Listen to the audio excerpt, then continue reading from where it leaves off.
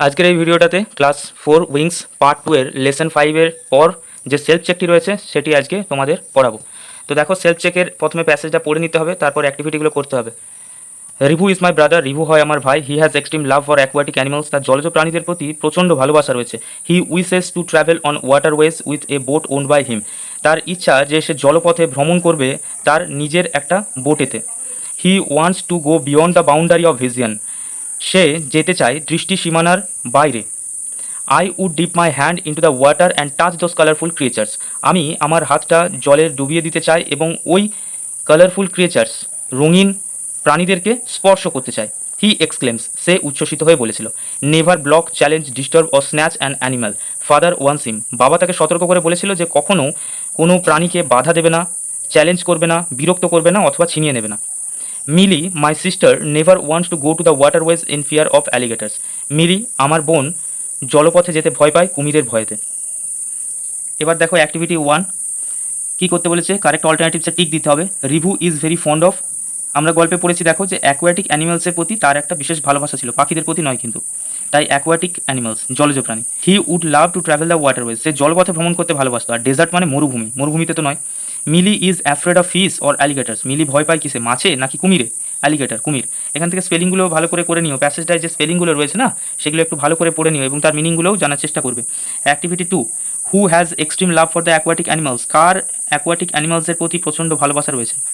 তো দেখো, Rivu has extreme love for aquatic animals, Rivu রয়েছে, ঠিক আছে। কোশ্চেনটা থেকেই দেখো পুরো অ্যান্সার হয়েছে, হুয়ের জায়গায় শুধুমাত্র রিভু লিখে দিলেই কাজ হয়ে যাবে।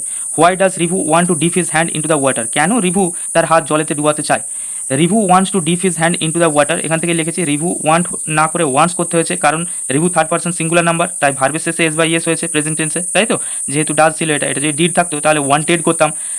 তো review wants to deep his hand into the water to touch those colourful creatures, সেই কালারফুল ক্রিয়েচার্সদেরকে স্পর্শ করার জন্য রিভু তার হাতটা জলে ডোবাতে চাই। এরপর দেখো অ্যাক্টিভিটি 3 করতে বলেছে কি, supply word from the passage to fill in the blanks. Father advice Rivu, বাবা রিভুকে অ্যাডভাইস দিয়েছিল নট টু, ওই কী করতে বারণ করেছিল দেখো, block, challenge, disturb and snatch an animal. Block মানে আরও একবার বলে দিই, বাধা দেওয়া। চ্যালেঞ্জ মানে বিরোধিতা করা বলতে পারো। ডিস্টার্ব বিরক্ত করা। স্ন্যাচ মানে ছিনিয়ে নেওয়া। অ্যাক্টিভিটি 4 দেখো, কলাম এ, কলাম বি আর কলাম সি একসাথে ম্যাচ করে একটা সেন্টেন্স বানাতে হবে। একটা করে দেওয়া ছিল যে সীমা ইজ ইটিং অ্যান অরেঞ্জ, ঠিক আছে, এটা করে দেওয়া ছিল। নিচে দেখো এখানে লিখতে হবে সীমা ইজ ইটিং অ্যান অরেঞ্জ, হয়েছে। তারপরে দেখো ফার্মার্স, চাষিরা কী করতে পারে এগুলোর মানে জানতে হবে। আর প্লাউইং, ঠিক আছে, তারা কর্ষণ করছে। ইন দ্য ফিল্ড, চাষবাস করছে কোথায়? মাঠে। বার্ডস, বার্ডস কী করে? উড়তে পারে কোথায়? ইন দ্য স্কাই, আকাশে। আই, আমি, আয়ের পরে দেখো অ্যাম হয়, সেজন্য প্রথমে এখানে চলে যেতে হবে, কোথায় অ্যাম আছে খুঁজে। আই অ্যাম ওয়াচিং টেলিভিশন, কী ওয়াচিং করতে পারে? তো টেলিভিশন ওয়াচ করতে পারে। They are coming to my house, তারা আসছে আমার বাড়িতে। দেখো নিচে আমি এগুলো লিখে দিয়েছি, তোমরা এখান থেকে দেখে দেখে সুন্দর করে লিখে নিতে পারো। হেল্প বক্সে দেওয়া ওয়ার্ডগুলো থেকে সিনোনিম নিয়ে এখানে বসাতে হবে। হেল্প বক্সে কী কী আছে আগে দেখে নিই। ডাটি, নোংরা, স্কাল্পচার, স্থাপত্য, অ্যাকুমুলেটিং, জড়ো করা। কাউসেন্ট সতর্ক করেছিল। তাহলে দেখো, উই সি মেনি হিস্টোরিক্যাল, এটা স্কাল্পচার্স হতে পারতো কিন্তু তার জায়গায় এখানে সিনোনিম বলেছে তো স্ট্যাচুস করতে হবে। Statues in museum, we see many historical statues in museum. তারপরটা দেখো, children are dash fruits from the orchard, তো অর্চার্ড থেকে চিলড্রেনরা কি ফল জড়ো করছিল, তাই তো। অ্যাকিউমুলেটিং মানে জড়ো করা, সেটা দেখো কালেক্টিং করতে পারো বা গ্যাদারিং করতে পারো। GATHERING, gathering. The ball ruled down on the dash ground, বলটা গড়িয়ে গিয়েছিল নোংরা, ডার্টি গ্রাউন্ডে, তো ডার্টির সিনোনিম ফিলথি, FILTHY, ফিলথি করতে পারো। The teacher dash the students not to quarrel, teacher স্টুডেন্টদেরকে ঝগড়া করতে সতর্ক করেছিল আর কি। তো কাউসেন্ট সতর্ক করা, সেটা ওয়ার্ন করতে পারো। আর পাস্ট টেন্সে রয়েছে তাই ইডি যোগ করে করতে হবে।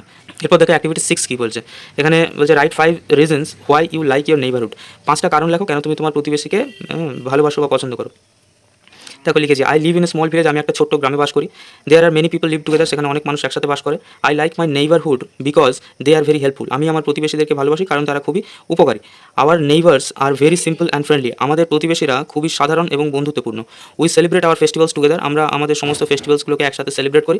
দে are more than our neighbour, তারা আমাদের প্রতিবেশীর থেকে অনেক বেশি কিছু। They are like our relatives, তারা আমাদের আত্মীয়র মতো। তো এটা তোমরা লিখতে পারো। এটা গেল পেজ নাম্বার 105, 105 নাম্বার। এবার লেসন 6 রয়েছে, লেসন 6 এর অ্যাক্টিভিটিগুলো আমরা পরের ভিডিওতে আলোচনা করব। পরের ভিডিওটি পেতে চ্যানেলটা সাবস্ক্রাইব করে দাও।